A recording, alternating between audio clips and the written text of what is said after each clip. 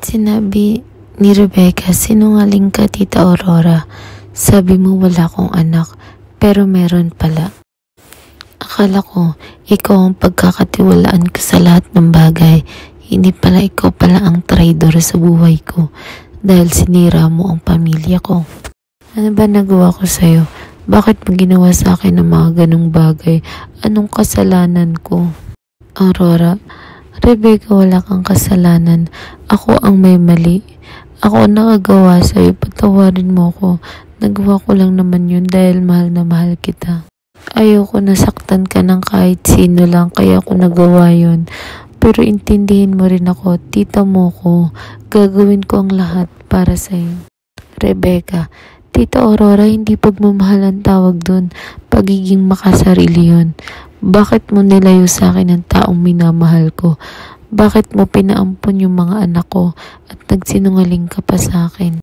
Aurora, dahil yung mga taong minamahal mo ay mga hampas lupa, pinipili lang nila yung pera mo. Hindi ka talaga nila mahal. Akala mo ba mamahalin ka nila?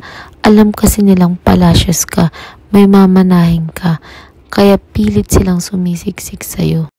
Tita Aurora, yan lang ba ang mahalaga sa'yo, ang pera? Wala ba akong karapatang sumaya, lumigaya, magkaroon ng isang pamilya? Wala akong karapatan?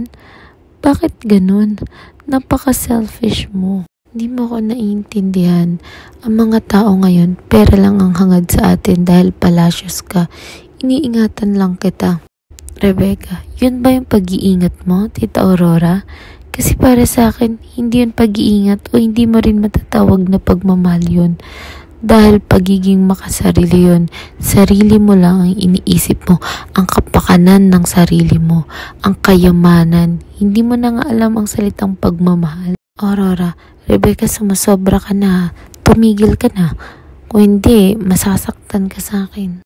Ano? Sasaktan mo ko? Sige, saktan mo ko. Dahil dun ka naman masaya. Ang saktan ako, ang nakikita ko nadudurog, ang mawala ang buhay ko, ang masira ang buong buhay ko, pati pamilya ko na binubuo ko, sinira mo na. Kaya sige, saktan mo ko. Sirain mo na ang lahat sa akin. Umalis ka na sa harap ko, Rebecca. Baka ko ano pa yung magawa ko sa'yo. Sa tingin nyo guys, ano kayang balak ni Rebecca? Magigiganti kaya siya sa ginawa sa kanya ni Aurora? At sabay-sabay po nating abangan ang gumagandang kwento ng Widow's War.